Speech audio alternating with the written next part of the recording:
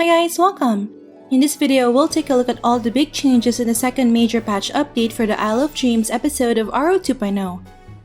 This will include the new star runes for each class, the opening of Museum Island's Legend difficulty, the continuation of main story quests and Cloud Sea Archipelago side quests, and a lot more. These will be implemented in global and sea servers after the maintenance patch this week. Alright, without further ado, let's begin.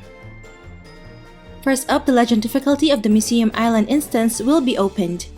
Upon clearing this difficulty, you'll have a chance to get purple quality Legend Ancient Equipment, which have two random attributes. The first line attribute is just the same with the random attributes in the blue quality Sophisticated Ancient Equipment, while the second line attribute is always set to damage reduction from other players in PvP and GVG, with a random value of up to 7.5% max. Thus, the only difference is that Legend Ancient Equipment are more geared for survivability in PvP and GVG. In addition, clearing Legend difficulty has a chance to drop the following headwear and mount. Furthermore, there's a reward for the first team and first guild team to clear Legend difficulty in the server. The first team to clear will receive all the headwears and mount corresponding to the MVP drop, plus a new achievement and title. Meanwhile, the first guild team composed of all members from the same guild who can clear the Legend difficulty will grant all guild members with 30 Hearth Ashes and 30 Fortune Coins.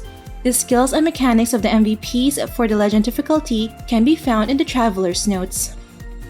Up next, the function of enhancing and reinforcing equipment has been adjusted, wherein it will now be tied to the equipment slot instead of the equipment itself. Thus, you no longer need to transfer the enhancement and reinforcement when switching equipment. After the update, the system will automatically remove and refund all the Zenny and Mithril used in your enhance and reinforce equipment in the equip, bag, and storage slots.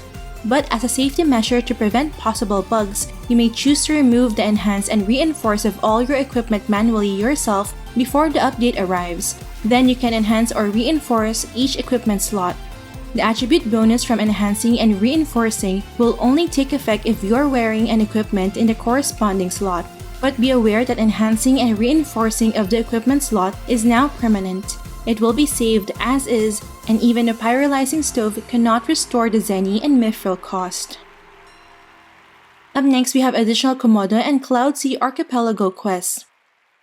First is the continuation of the main storyline quest. Adventurers who have reached base level 150 and have completed the first phase of the Fantasy Light quest can now continue to the second phase, starting with the Nightmare Revisit quest. There's also another new series of quests called Drift Bottle. Adventurers who have reached base level 150 can pick up the drift bottles scattered at Comodo Beach. Completing the series of quests will grant headwears. And then for Cloud Sea Archipelago, there will be one additional building and 6 new mates. The new Ecobiko Workshop building can be unlocked after finishing the Snail's Workshop quest. This new building can be used to forge a blue quality superior ancient equipment with one random attribute. Leveling up this building can reduce the time needed for forging from 7 days to 5 days, and also increase the chance of getting a random attribute with max value.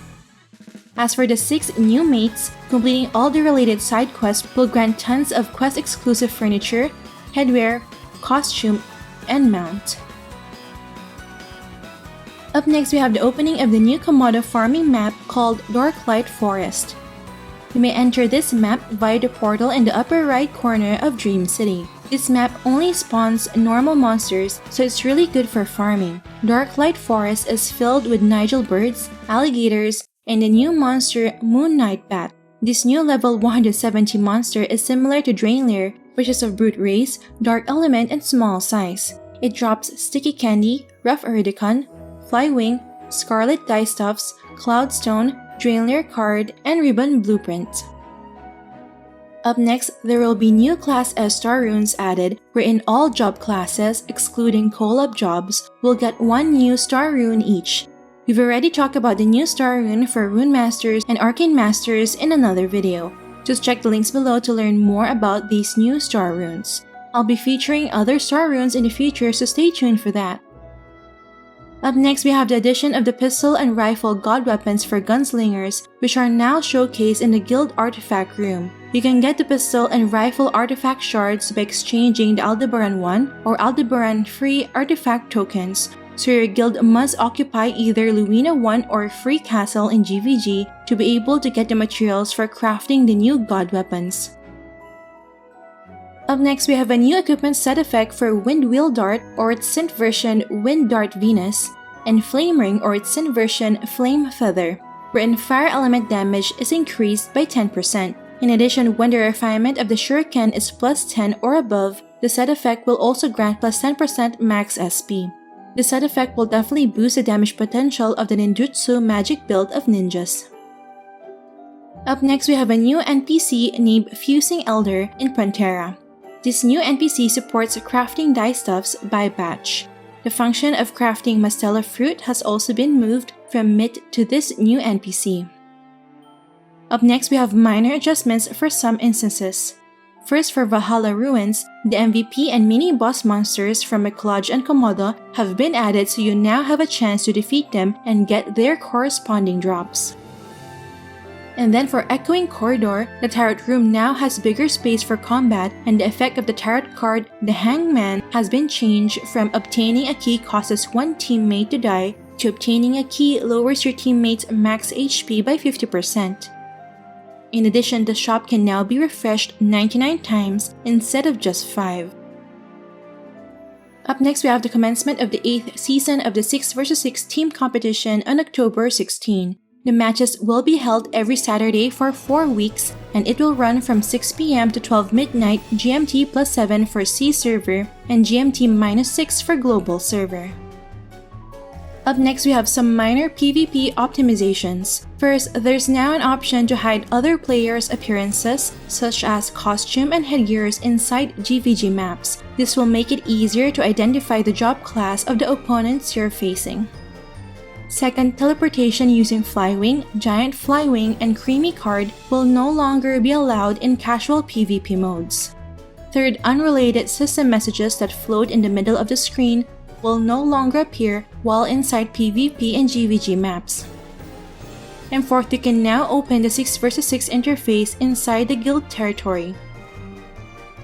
Up next, the autopath function has been further optimized, wherein it will now automatically direct your character to the nearest Khafra staff in order to teleport to the target location. This will definitely make questing and boss hunting faster and more convenient. Up next, we have optimizations related to guild. First, the daily guild quests have been removed. Their corresponding rewards are adjusted, so material contributions will now yield better rewards overall. And second, the guild artifact unlock quests have also been removed. Thus, level 1 guild artifacts can now be crafted directly. Up next, there's also optimizations for the friends interface. First, you can no longer see the channel information of players who haven't added you as a friend through the friends interface. Likewise, those players who you haven't added back as a friend will not be able to see your channel information.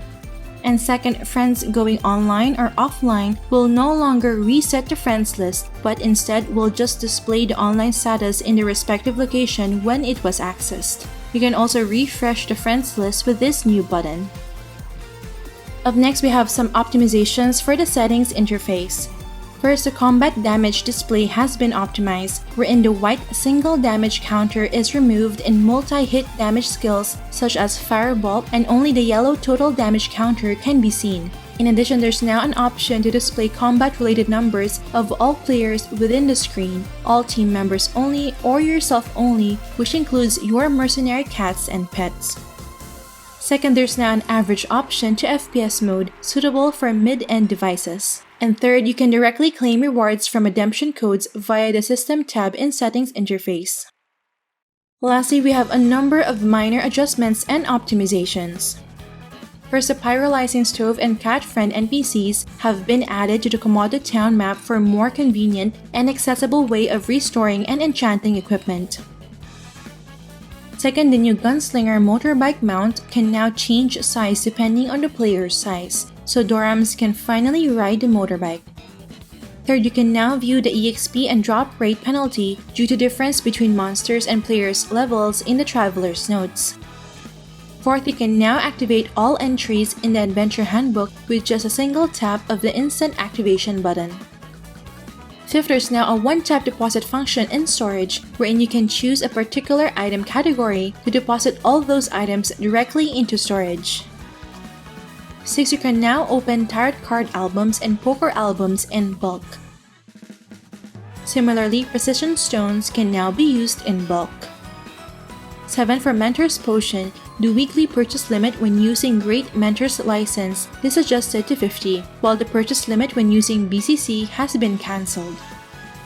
8th and last, the Pet Merchant's favorite items list has been organized into 3 categories: standard for the favorite items of pets obtained via pet capture, competitive for the favorite items of pets obtained from 6v6, and events for the favorite items of pets obtained from in-game events. Alright, so far I've gone through all the changes coming in the second major patch update for the Isle of Dreams episode update of RO 2.0. Note that there are a number of bug fixes excluded in this video for brevity. If you'd like to see the complete patch notes, I'll have it linked down below. Alright, that's it for this video guys. Don't forget to like if you enjoyed watching this guide. If you're new here, I would love for you to consider subscribing by hitting the red subscribe button down below. I would love to have you back. Thank you for watching and see you in our next episode.